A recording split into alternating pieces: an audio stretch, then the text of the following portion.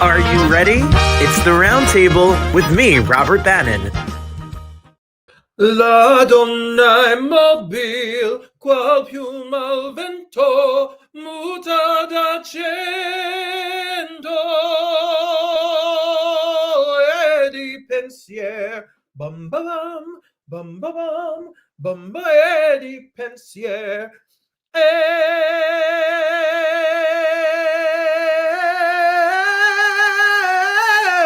di pensier. That was the first opera song I ever learned, and I never forgot it in my whole life. And why did I sing it? Because Andrea Bocelli sang it.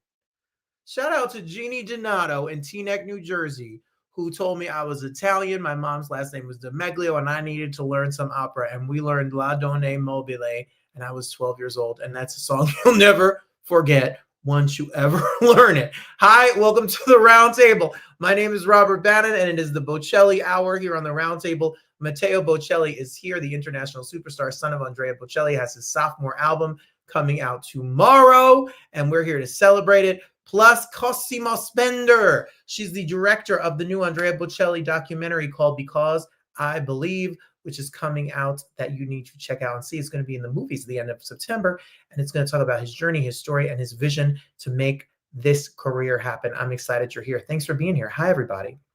My name is Robert Bannon. This is the Roundtable. I don't know who this person is. Hi, Gina. Well, thanks for being a new member of our show. I've never gotten a message like that before. And if you're here, I'm excited you're here, and tell us where you're from. And hi, everybody. Thank you for being here. If you're brand new to the show, make sure you like, comment, share, and subscribe. Adrian is here. And all of you are here, and I'm excited that you're here for this Bocelli Hour. I would like to take a moment to remember and all the craziness and fun that we're going to have, because it's a fun show and the world is crazy and things are crazy sometimes. And I was just talking to Adrian, who's here, and I want to remind everybody of what I said to her, that we don't have control of the world outside. It's what I said at the end of my show, but we have control of ourselves. So let's focus on the good and the love and the positivity, but also never forget. And today on September 11th, we never forget my beloved New York City and what happened there 24 years ago. Being in high school, I was a senior, and being in chorus class when our chorus teacher told us that something happened we did not know, and my mom pulled us out. And being in the tri-state area, now I don't live there, but being there and smelling it and seeing it and feeling it affected is something that will really shaped my growing up. I was the 9/11 graduating class, so it is a part of the history of all of us and something we should ever, never, ever forget. So this one's for you, my beautiful New York City and my home. I'm excited that you're here, and it's going to be a fun show. So we're going to keep it at that. Only my show would be the Italian show on the 9/11. You know what? You understand our crazy.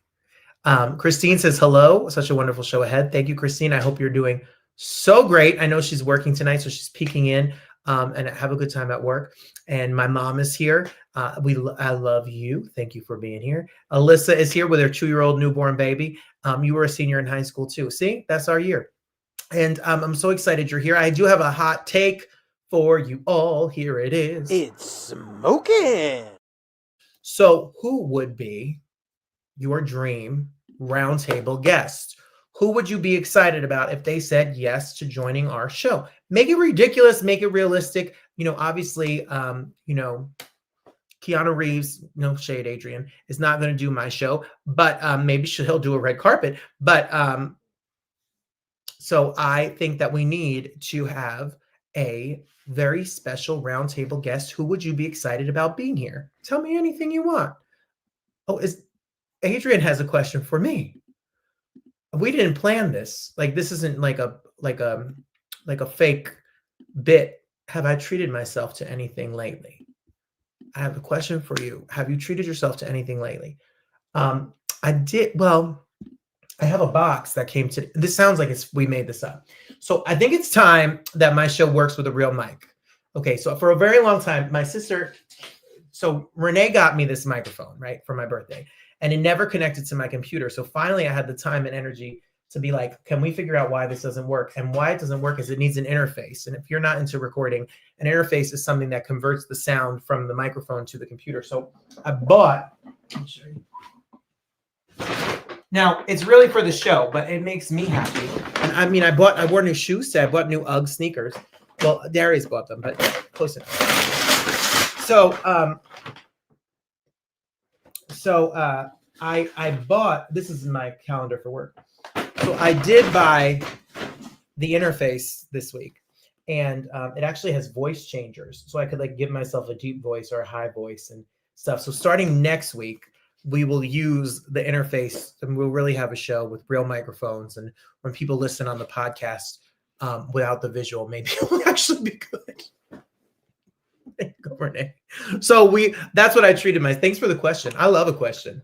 I love enough about me. Tell me what you think of me. That's from a movie. I don't know what movie, but that's funny. So there we go. My weekend review. So let's hit the button so I can get you all the info about what happened to me this week. So I'm finding a picture because I think this is so funny and I got to get it in there. So my weekend review is not necessarily very exciting. And my people that have been with me, let me send this picture because it just came through and it's late breaking news. So last week on the weekend, I come home and Darius calls his cousin Deidre.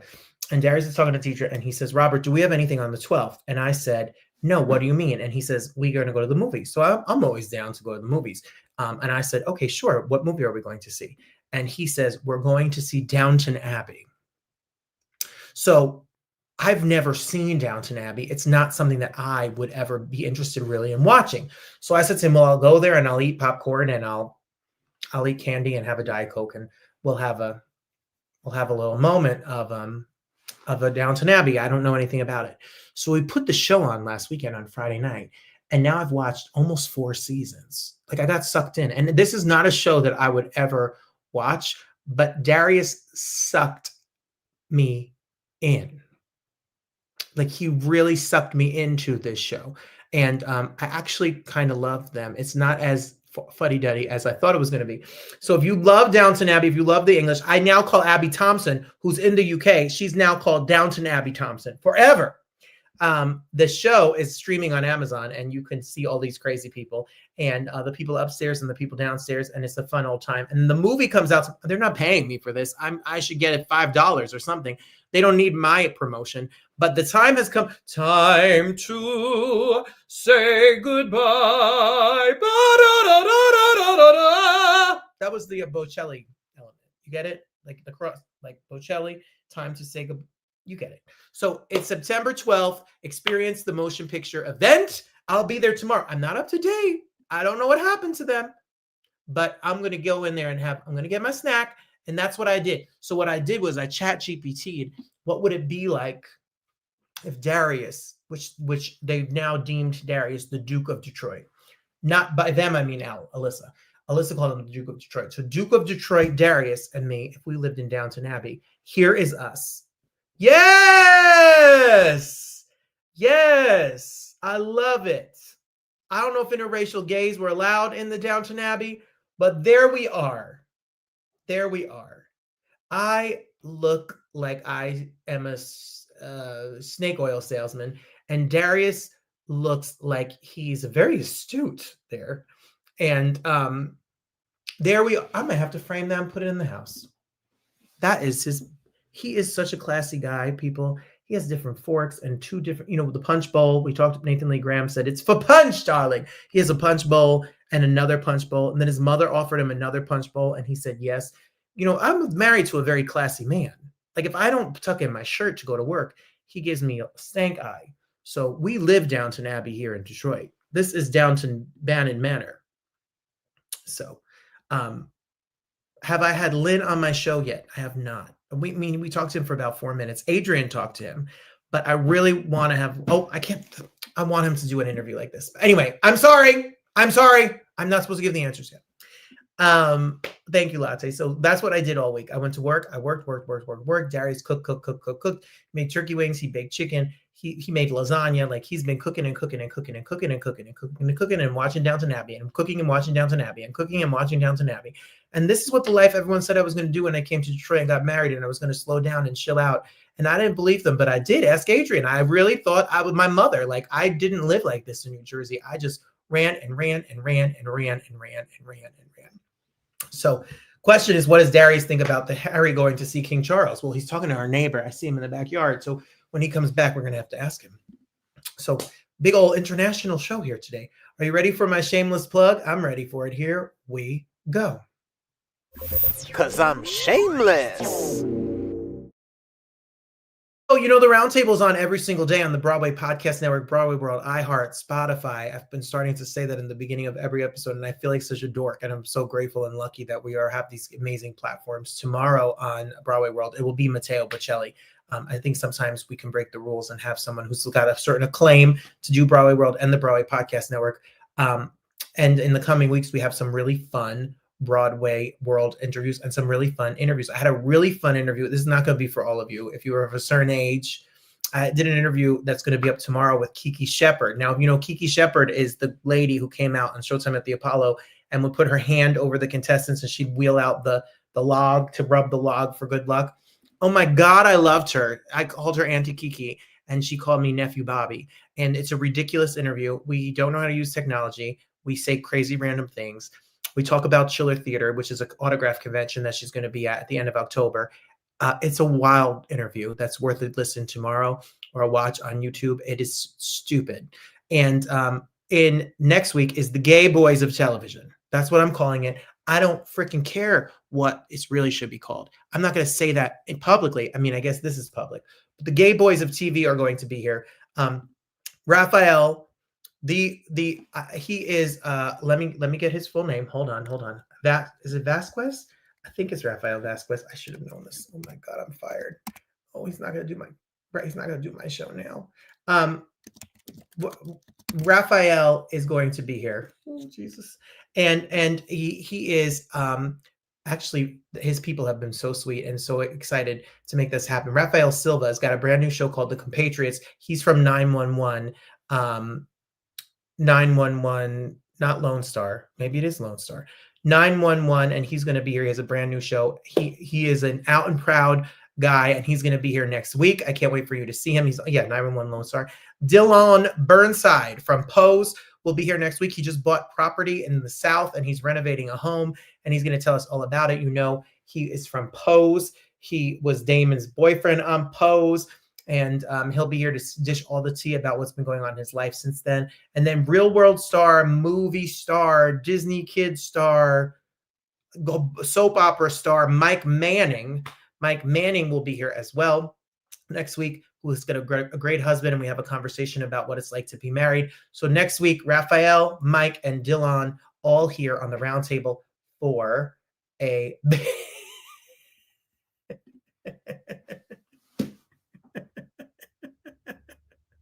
The cat daddies are ridiculous. It's a very handsome show. It's a very handsome show next week. And those are the best interviews. Thank you. Yes, the craziest, stupidest interviews are the best interviews ever. My grandma, hold on. Aunt Fran, hold on. I'm going to talk about you in 1 minute. A says he was great on Lone Star. And sister, my Joycey, I love you and I miss you. And I miss you so much. And I hope you're doing great. And I love my sisters out here in Detroit. And I can't wait to see you and give you a big old giant hug and some craziness together. Darius is here. I told Darius, did you see our picture? All right, recap Darius in case he was missing. Darius, here's our Downton Abbey photo. And Adrian wants to know what you think of Harry, William, which is the one that doesn't get along. Harry. What does you think about Harry visiting the King of England? King Charles. He hates Harry. So moving on. No, he hates the girl. And we also have another show coming up the following week. George Wallace, the comedian George Wallace, not the bigoted Republican.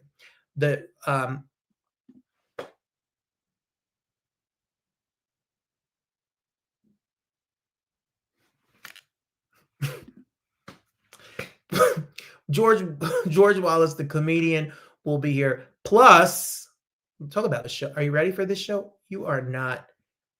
He doesn't hate anyone. You're right. He has issues with the Meghan Markle and the husband of the Markle. And but so what do you think about him visiting his father is the question. And what is your answer to your dream roundtable guest? Thank you, Lattes. Go have a good time at work. Be careful. We also have coming up that week George Wallace plus Trans-Siberian Orchestra. The founder of Trans-Siberian Orchestra and the vocalist of Trans-Siberian Orchestra will be here to talk about the Lost Christmas Eve tour, plus the Harlem Globetrotters. That's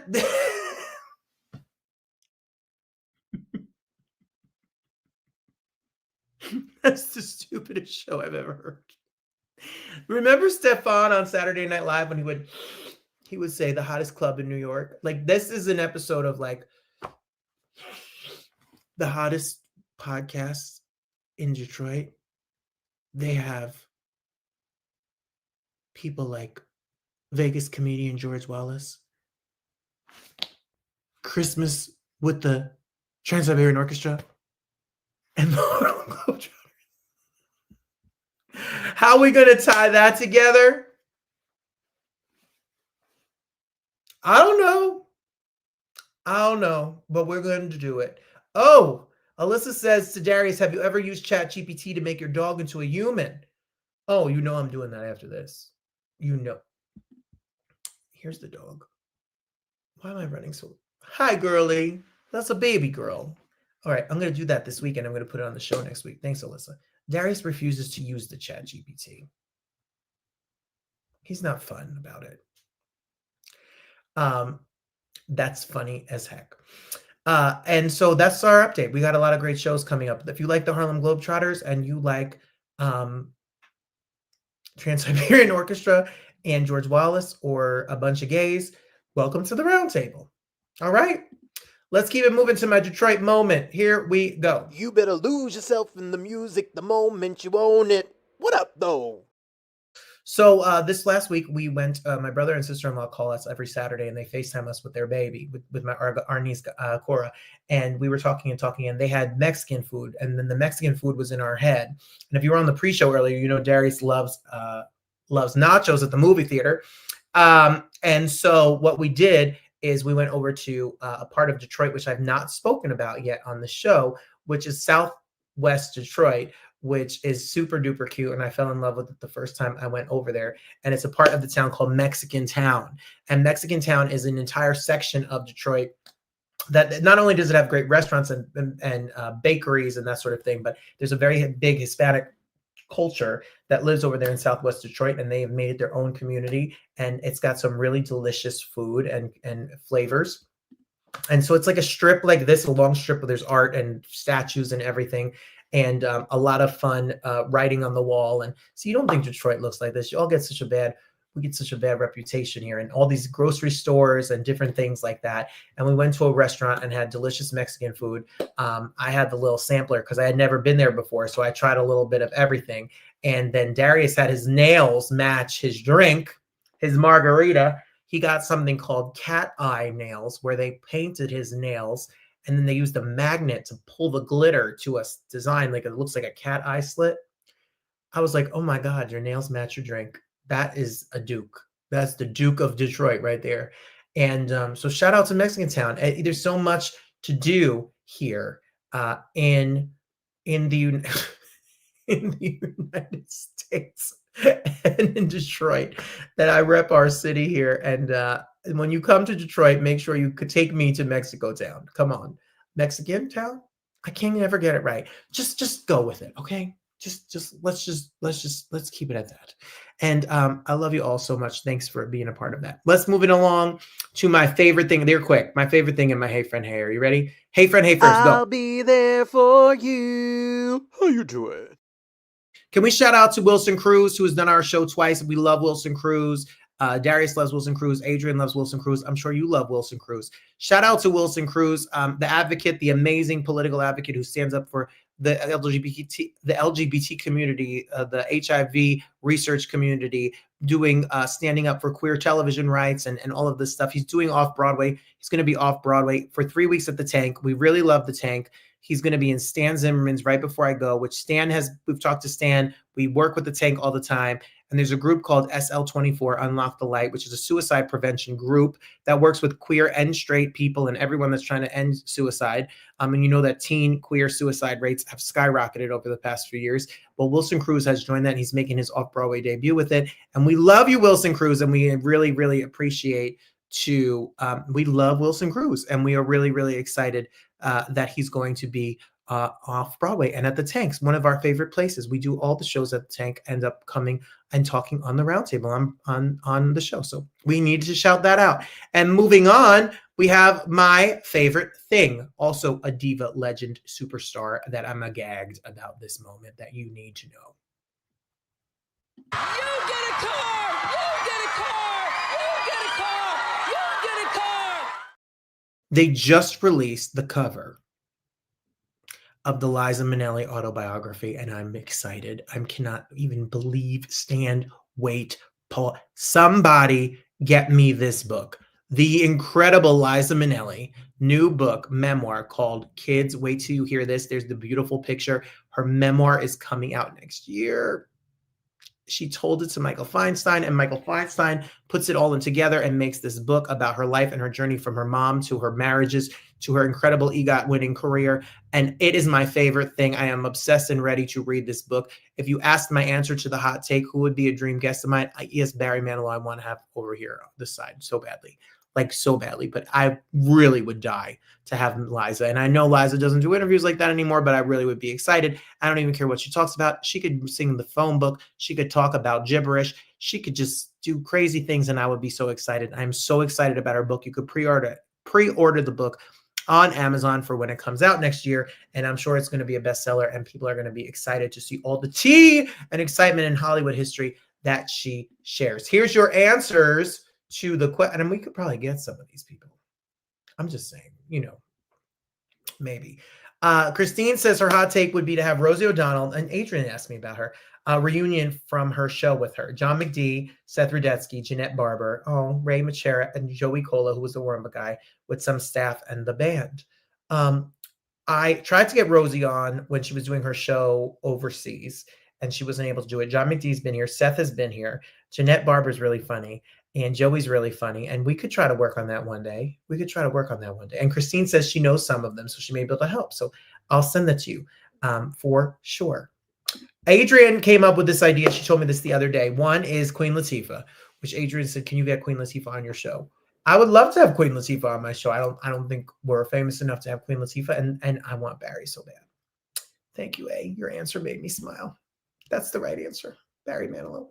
A latte says RuPaul Ginger Minge. Oh, we could probably do that.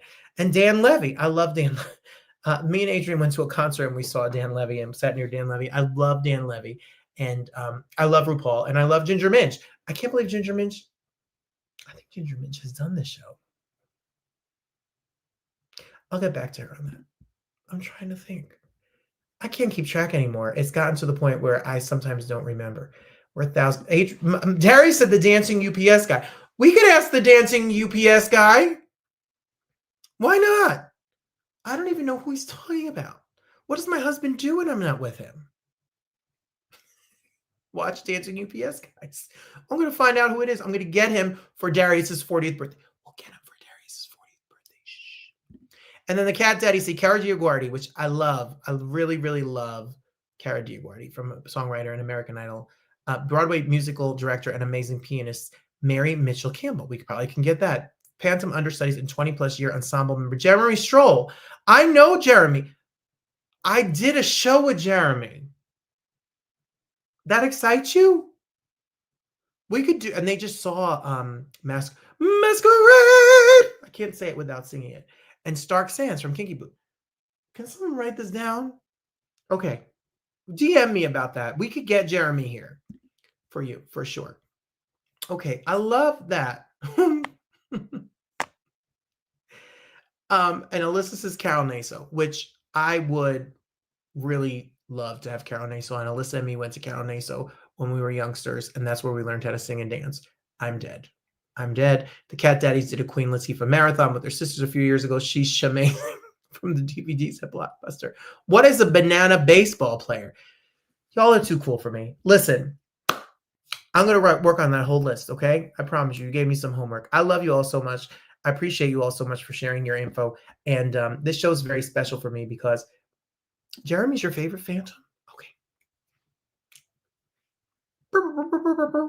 He's a nice guy. Super nice. He really sings his teeth out. Okay, I got you. So when I was growing up, Italian culture was a big thing. My mom is 100% Italian. Mike DeMeglio, Virginia DeMeglio, Fran DeMeglio, Sal DeMeglio, my grandparents, my aunts, my uncle. And so I really fell in love with Andrea Bocelli. And then my grandmother, it was the first place I ever saw it. She would put the PBS special was on, and it was Andrea Bocelli and Sarah Brightman. It was the first time that Time to Say Goodbye was recorded by the two of them. And she really loved him. So I took her to see him at the Meadowlands. I think it was Continental Airlines Arena at the time. It was a Christmas show. My aunt and uncle were there too. And I took my grandmother twice. And then one time my Aunt Fran and my Uncle Sal and me went to Madison Square Garden and saw him. And the Clintons were there, and it was a big Christmas show. Like, we've gone to see him a bunch of times. So I've worked on getting Matteo Bocelli on the show, his son, ever since he put his first album out. And it took a long time. Some of these interviews take years to make happen. And it took the right moment and the right time. But we finally got Andrea Bocelli's son, Matteo Bocelli, who's now a superstar in his own right.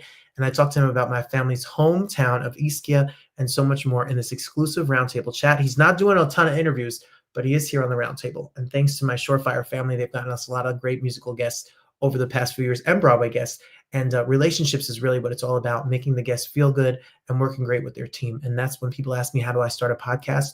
One step at a time, baby. And then you could have 1,000 guests. 4 years later, you have a show. So here we go. Matteo Bocelli makes his Roundtable debut, and I'm so honored and excited that he's here. This one's for you, Aunt Fran. Welcome to the Roundtable, everybody. My name is Robert Bannon. I am so excited. I am so excited. If I had $1 for every time I listened to this gentleman and his family, I would be retired. I would be living on an island off of Italy right now. My grandmother, my aunt, everybody watching right now has been obsessed with our next singer. I've been obsessed with his voice, his journey, and what is to come. We're so excited about a world tour. We're so excited about a brand new album. We're so excited about this journey.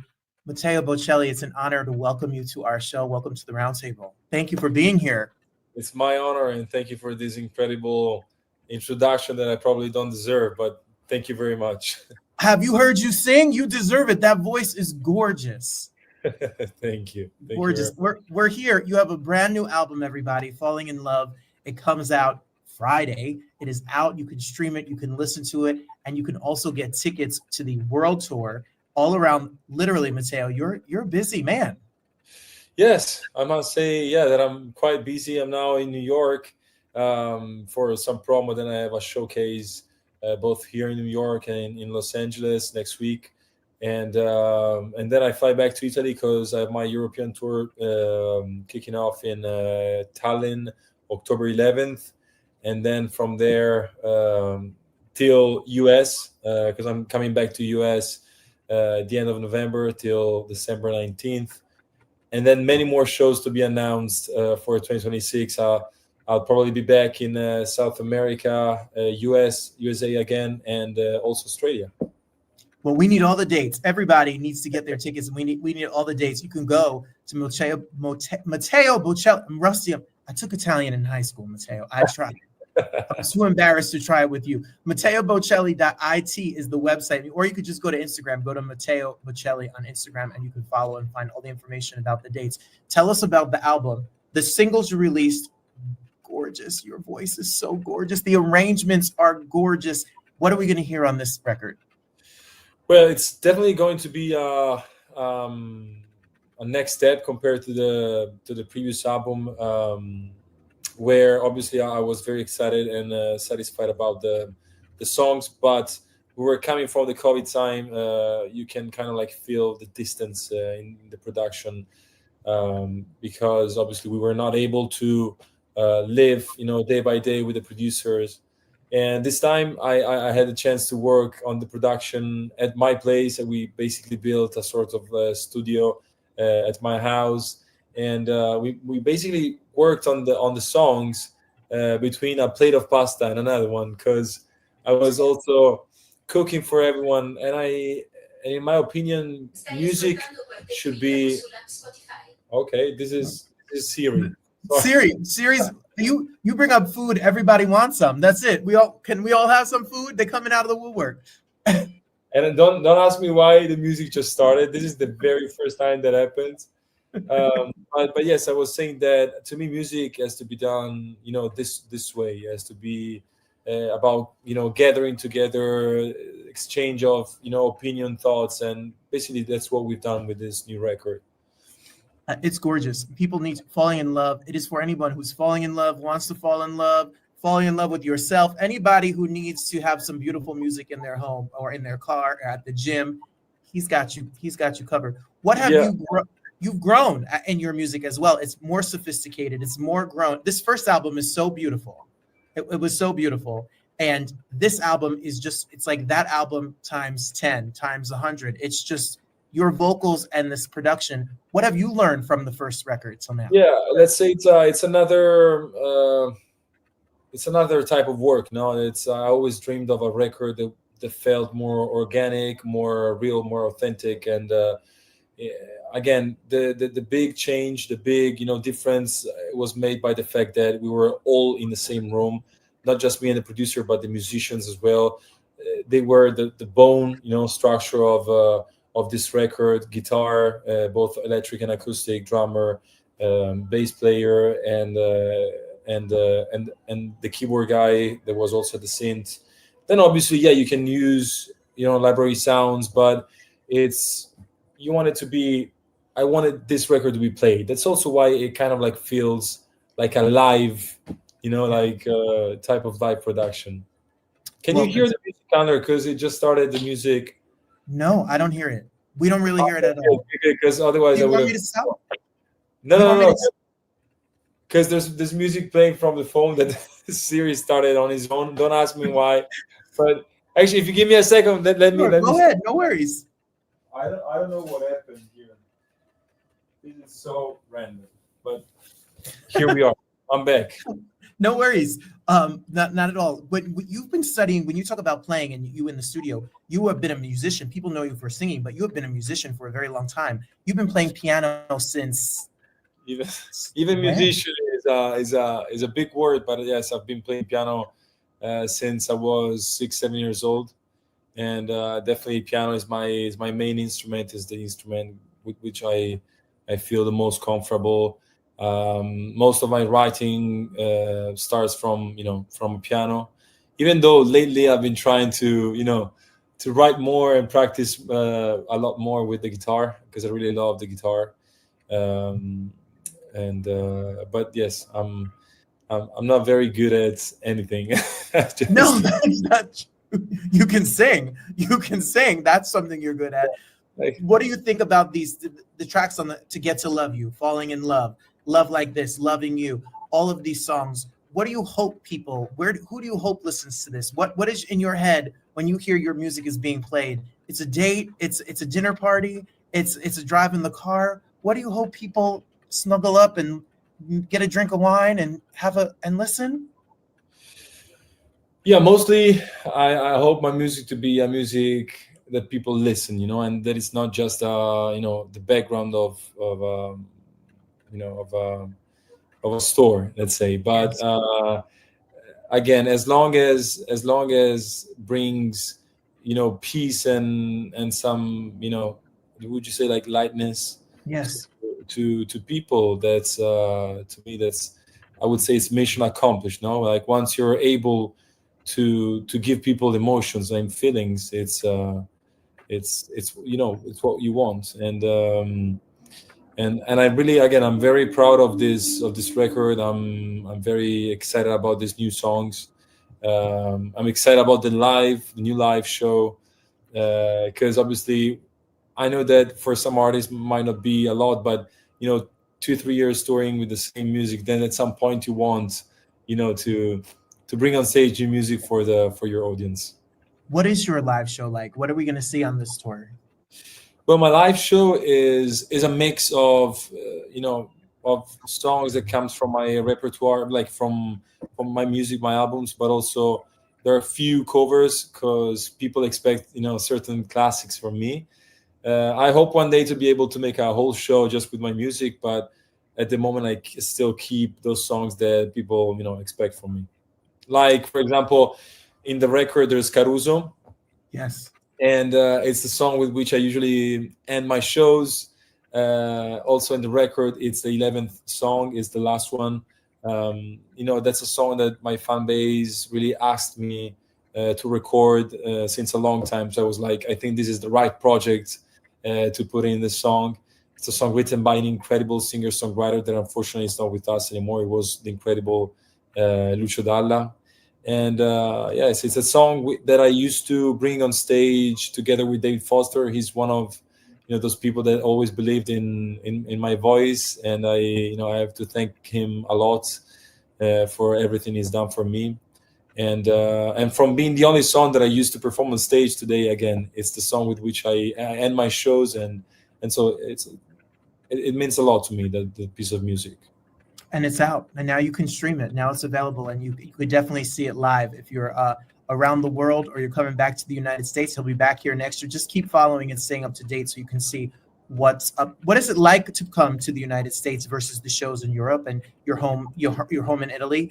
I'm sure us in the United States, we're gonna yell and scream and whoop it up and be excited to see you. What can we expect here? What's the energy like at one of your shows? Well, I must be honest, US, it's definitely a second home for me. I come here since a very long time. I was a kid. It's a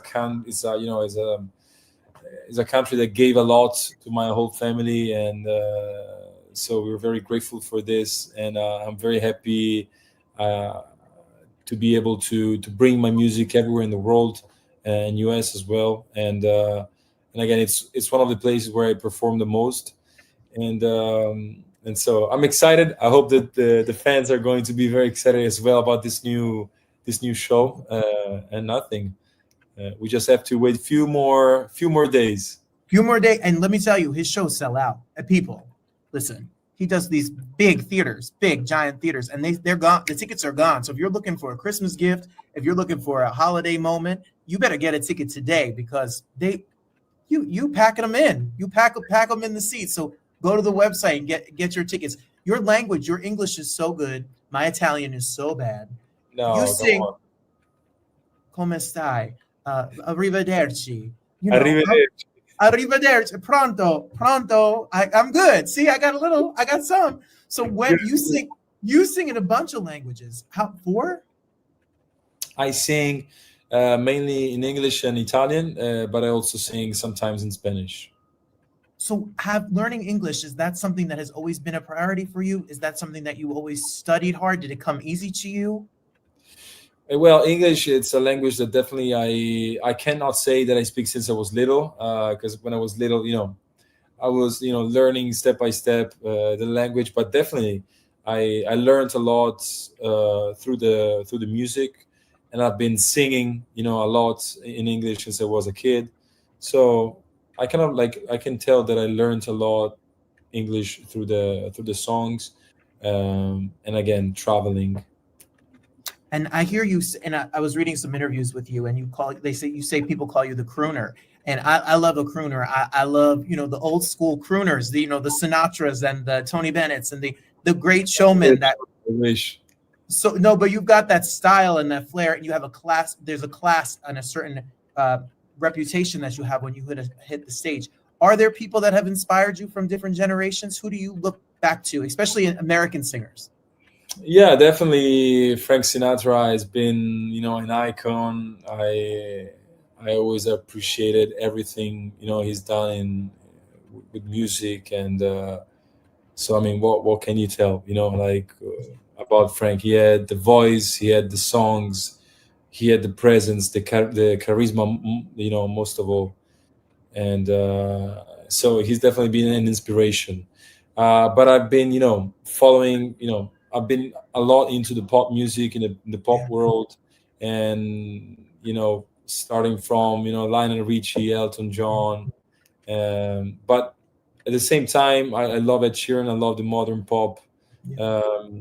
About him, it's not just the talent, is him as a human being. I respect him a lot. And you worked with him, and the songs you've done together are crazy. Yeah, it's a song. Chasing Stars is a song that I received from him and his brother Matthew. It's a song that immediately connected with me. We kind of like, we have in common the fact that we both come from a family that where music has always been, there, present, and also we've been kind of like supported a lot, by the family, and about chasing our dreams, chasing the things that makes us happy. And to me, that's another message that I always trying to to bring with me on stage. In the world we live in today, sometimes we fall too much into what's cool, no, and we don't really like focus on our passion, on things that we love the most. And again, to study, it's in my opinion, it's extremely important, obviously for everyone, but at the same time we should be really focusing on trying to understand what kids really like since they're little, because sometimes otherwise you follow the scheme, and then you grow up, and time goes fast, and then suddenly you're almost an adult, and you realize that you studied a lot, but you don't really understand what you love to do. And so it's an important thing to remember. Absolutely. I teach here I run an English department, and I always tell parents, let your kids be who they are, what they love. If they want to sing, if they want to dance, if they want to act, if they want to play basketball, we need to to find what you love, and then go do it. And that's what's so great about your story and the music. One of the things I know you love and you got the chance to do is you're a movie star now too. Did you know this movie? Yeah, movie star. Singing the song for the movie, and it's a beautiful song as well. Is that something you want to do more? Come on, Matteo, they're going to put you in the movie. The song, I must be honest, it's written by Tom Halkenberg. He's an incredible composer. It's called Cautionary Tale. It's very beautiful. It's sung in 3 different ancient languages. And yes, I'm very again grateful to have been part of that project. I flew to Australia. I shot this little part in the movie 3,000 Years of Longing, and sometimes I always thought that music industry and the movie industry could have been like close, and instead I felt completely like a whole different experience. I enjoyed it so much. I met so many people, so many incredible people. And so if in the future I have other opportunities, obviously I will consider them. You will. They're coming your way. Don't you worry. I'm so excited that you're on tour. I'm so excited for people listening. Make sure you stream the music. We had a conversation the other day with the director of your father's documentary that's coming out that he's releasing. And we talked a little bit about what his journey is and his inspiration. I know what an inspiration he is to you, and a mentor and role model. He's your dad. Was it scary to say you wanted to sing, or was it something that was always encouraged? No, it was actually something scary for him. Going back to David Foster, when I was 16, he offered me to make a record with him, and my father was like, "No, you're too young. You're not." So probably he was trying to be protective to me, and he knows how challenging is the music industry. So actually, it's kind of like being tough for me to convince my father to let him understand that it was my path, the thing that I love the most to do. And but here I am. I'm enjoying the present so much. I'm traveling a lot. I have actually, I've always been a very homey person. I was kind of like scared about touring, because you have so much fun those couple of hours on stage, but then you have to fill somehow the other 22 hours of the day, and the days off. So the key is to find obviously good people around you, to find people that makes you feel, with a foot at home. And that's my big fortune, to have found this beautiful group that support me, that wants the best for my project, and that means a lot. Get your tickets, stream the album, and go see the shows. He's going to be all across this country. Well, in my house, we listen to you and your family's Christmas album all the time. My husband sings all the parts from beginning to end, non-stop. You need to add it to your Christmas rotation. It's so beautiful. And I'm going to Italy on my honeymoon. So you better have room on your couch, Matteo. I'm coming over. Okay. I'm bringing my luggage. No, that's it. I'm so excited, everybody. When we talk about the great music of this time of year and this time when such great music comes out, all the big records come out. This is the record you need to be listening to. It is so beautiful from beginning to end. It is so moving. It is going to be something that will be on rotation in your house. And then you need to get Falling in Love tickets. You got more dates? You said more dates coming next year. So if you're not coming to our city yet, maybe you'll be here next 2026. Yeah, 100%. I'll be traveling a lot. This for sure. Well, I'm excited. We can't wait for you to be in our neighborhood, and we'll be at the show, and we'll be listening to the music. It's been a real honor. My grandmother and my aunt, who are from Ischia, Italy, the island in southern Italy. Fantastic. I've never been. That's not good. You have to go. You must go. It's an incredible island, great food, great people, and there's also this famous spot in Ischia where maybe like you can either go from the ocean or from land, and basically, sometimes we go there. We come from the boat, so you start like swimming against like how do you say, like not against, how do you say, you swim to the land. And the water starts slowly getting warmer because basically there's a kind of like volcano from the bottom that warms up the whole ocean, and so you're in this spot of the close to the beach, let's say close to the coast, where the water is naturally like warm, but very warm. Oh, my grandmother, who's 94, who's watching us right now, who is obsessed with your family. My Aunt Fran, who I've gone to see your dad in concert with at Madison Square Garden for years every Christmas, both from Ischia, love you. They're so excited. You made me look good in my family by being able to talk to you. So Thank you so much. You gave me brownie points. Everybody, Matteo Bocelli, the album is out. The tour is on, and you need to check it out. It's an honor to be. Thank you so much. Good luck. Buona fortuna. Good luck. Have the best. Grazie. My pleasure. See you soon. I'll see you.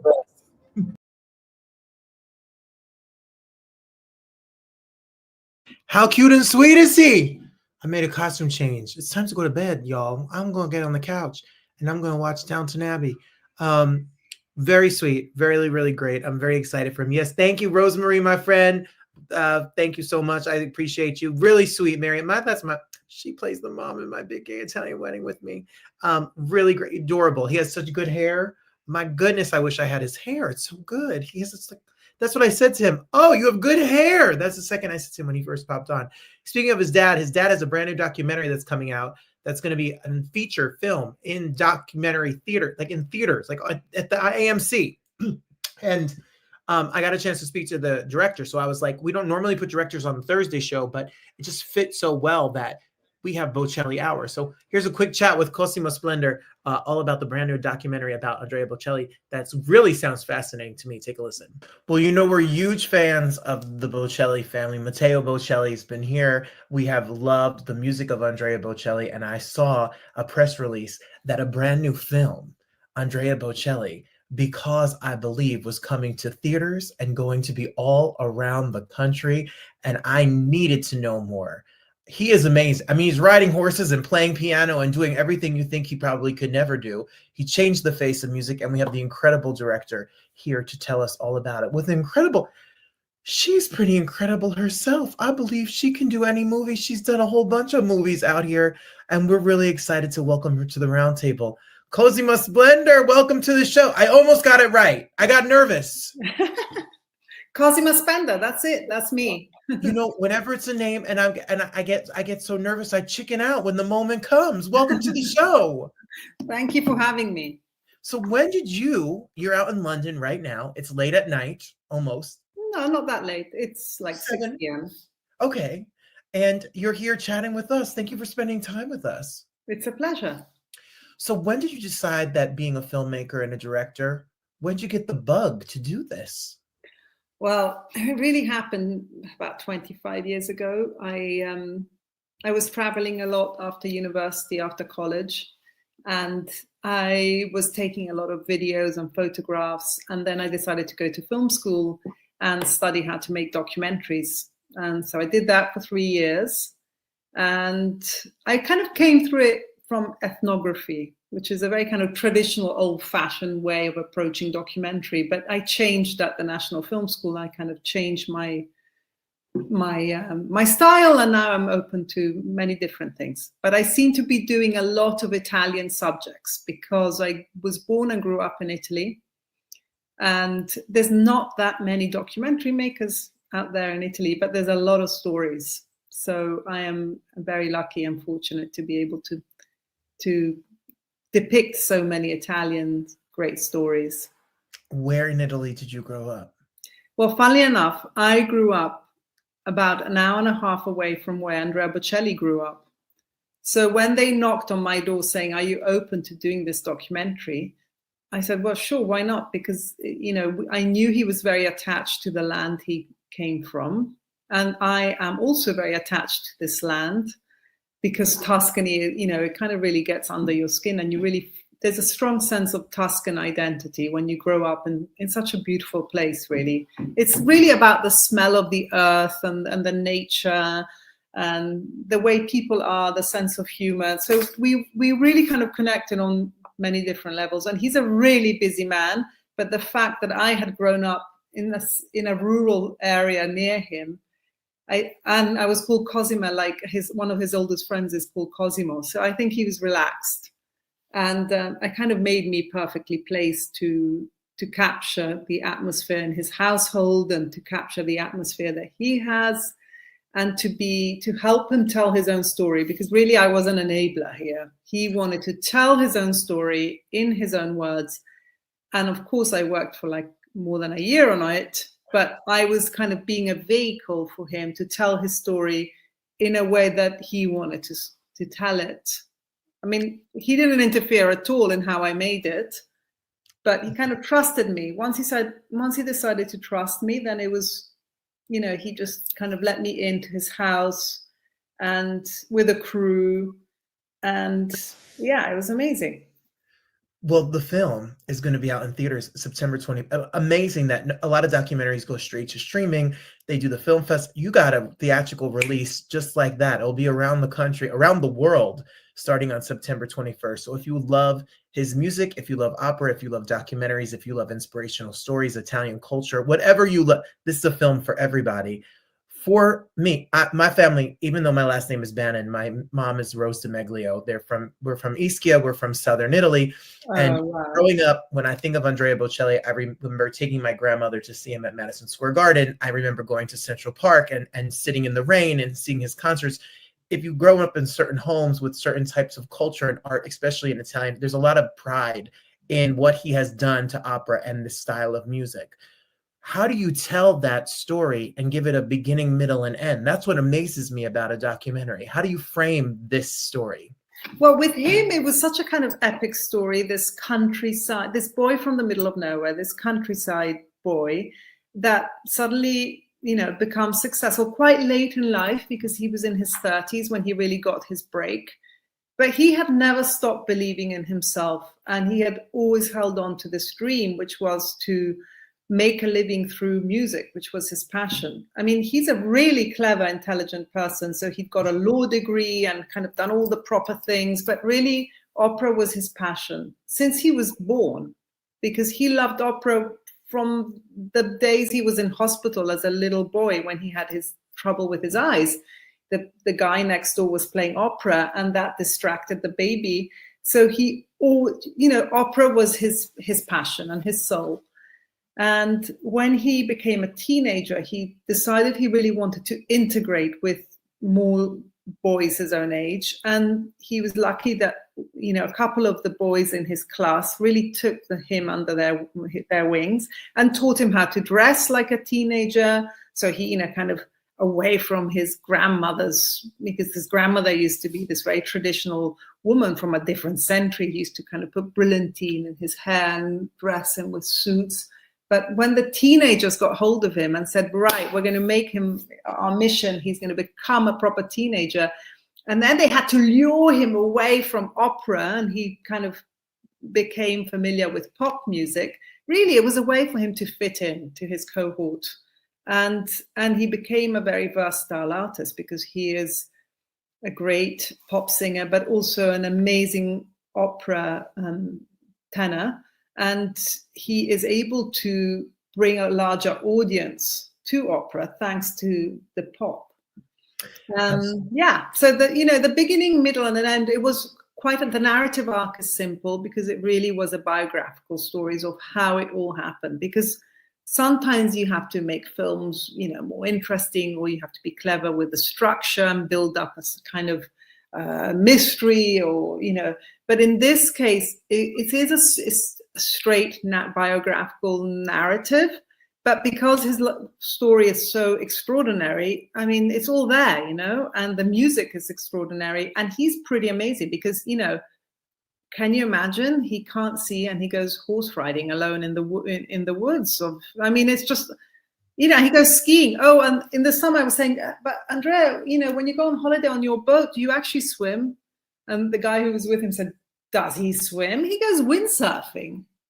I mean, there's no stopping him. He's just got a zest for life, and he wants to make the most of his opportunities and make the most of life.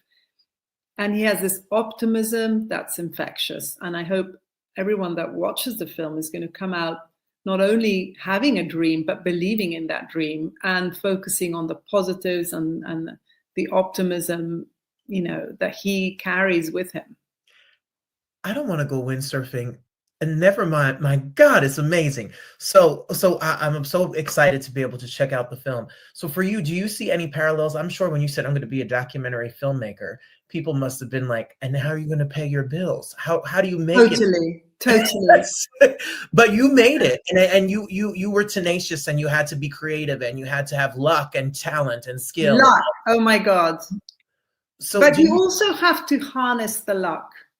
And I'll tell you a story. When I made this film on the Palio, which is the oldest horse race in the world, and I shouldn't really spoil it. I mean, you can find it on iTunes. It was on Netflix. It's called Palio, P-A-L-L-I-O.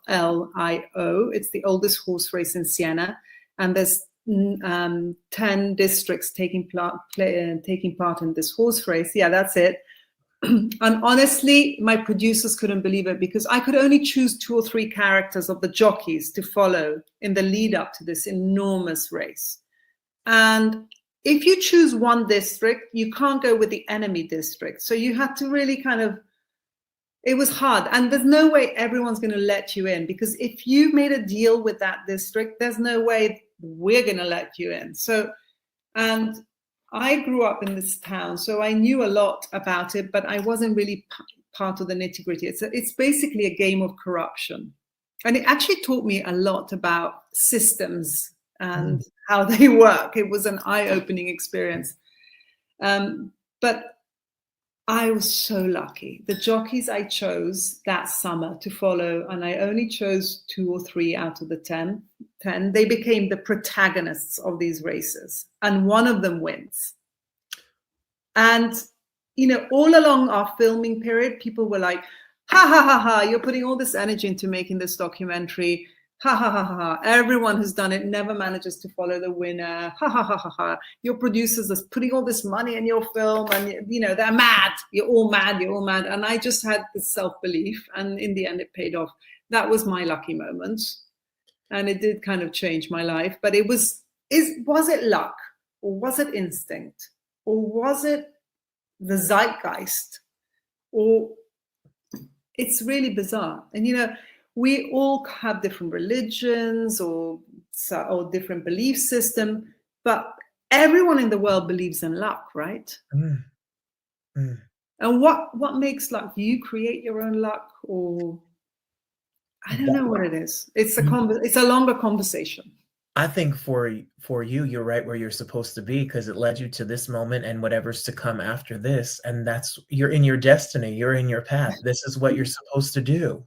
Well, I tell you, Andrea is someone who really believes in destiny, and he has a lot of faith, and he's a religious man, much more religious than I am. But he has this faith in the way the world works, which is extraordinary. I am more resistant in certain things that annoy me in the world. I'd like to change certain things, but he's someone who accepts and just goes with what always feels right for him and tries to be the kindest person with all the people around him. And he was certainly kind to us. And then the other extraordinary thing I have to tell you about making this documentary, which I had never experienced before, was when you're in a room with a tenor who's practicing his art. I mean, you actually feel it, but I mean, you feel the voice just projected towards you because, you're with the camera very close up, and the crew were all these Roman guys who are usually quite loud and they want their pizza at 11 o'clock and their coffee regularly. But they were just spellbound because the sheer force of the voice, when it hits you, it's like, and when he hits those high notes, you're like, it's a kind of physical feeling. You're like, oh my God, you really feel it. And the privilege of being in his living room with him just practicing like that by the piano, or just singing with his daughter. And it's just extraordinary. And I didn't realize that, because when you go and hear a singer, they're always miles away from you, right? I mean, who's on the podium except for the fellow singers? And yet the voice has this force. And he is someone who, because he is blind, he actually relies on the bouncing off of sound waves in the environment around him, wherever he goes. So, he walks with nothing because, he maybe holds the shoulder of someone, but he knows exactly where he is. He knows if there's a wall in front of him. He knows if there's a tree in front of him. He knows if there's plants in front of him. From the way the echo of his shoes hit the ground and the kind of speed of the echo, the way it bounces back to him, he can tell what the landscape is like. So he's got these, certain things he doesn't have, but he's not focusing on what he hasn't got. He is focusing on what he does have, which is an incredible instinct for people and situations. Obviously he can't read the room, but he feels the room. He feels the energy. He feels, the classic is all his friends who are these rural guys. They're like, he knows when a beautiful woman enters the room. And I'm like, well, how? And they're like, from the way the people react to the entrance of that person, usually a woman in Italy has that effect, they're like, he can tell how people react, how the person is, and then he can sense everything. So, you might think, he is lacking in something like vision, but actually he has so much more that we have lost. Yeah. Because maybe we all had that as children, or we all, but we've lost it because we are so distracted by the visuals. We're so distracted by the surface, and he's just sensing everything, beyond the surface. I'm inspired just by our conversation, and I feel like everybody will be inspired by this tale and by this story. And everybody, if you love the music, there's something in this for everyone, and I can't wait to see it. Go get a ticket, go see it in the cinema, go see it in the theater, get your popcorn, be ready for the music, be ready for the story. And it's more than just his vision impairments or his music. It's about his family and his journey. And there's a story there for everybody that you definitely need to. Do you have ideas? Are you tinkering about what's next, or are you already just living in this moment? Well, I'm enjoying the moment, and I'm developing some other ideas for series. I've done a series before for Netflix. I'm working on some other series, but it does take years to get something off the ground. This one was special because literally they called me, and on a Saturday they said, come and meet us, the producers, on a Wednesday. Then, let's go meet him. We had to meet him, meet his record company, and all these things. I didn't realize they were obstacles. I was just, myself, and they happened fast. It was meant to be, I suppose. It was meant to be. Kismet, meant to be. The zeitgeist, your journey, it was meant to be. Everybody, I'm excited. Everybody, make sure they check out starting September 21st, because I believe I'm gonna go to the gym. I'm the person at the gym that listens to Andrea Bocelli. That's Oh, brilliant. Brilliant. you know, it gives me it makes me you don't have to listen to only club dance music. You can put on some opera and live it up. I'm excited to see it. I'm excited to see what's next, and congratulations. Thank you.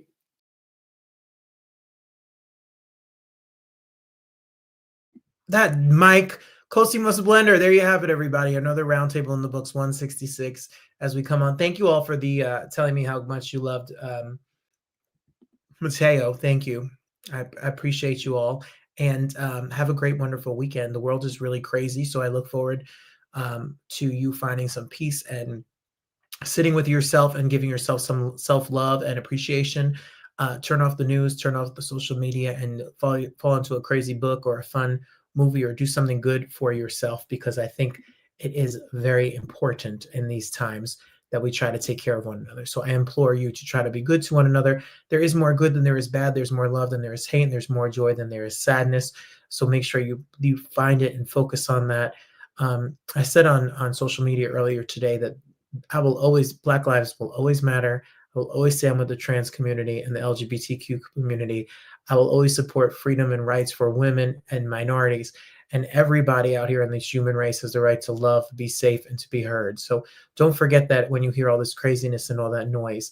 And I thank you all for being here. May good always beat evil, and may we always love and accept every single person for where they are in their journey.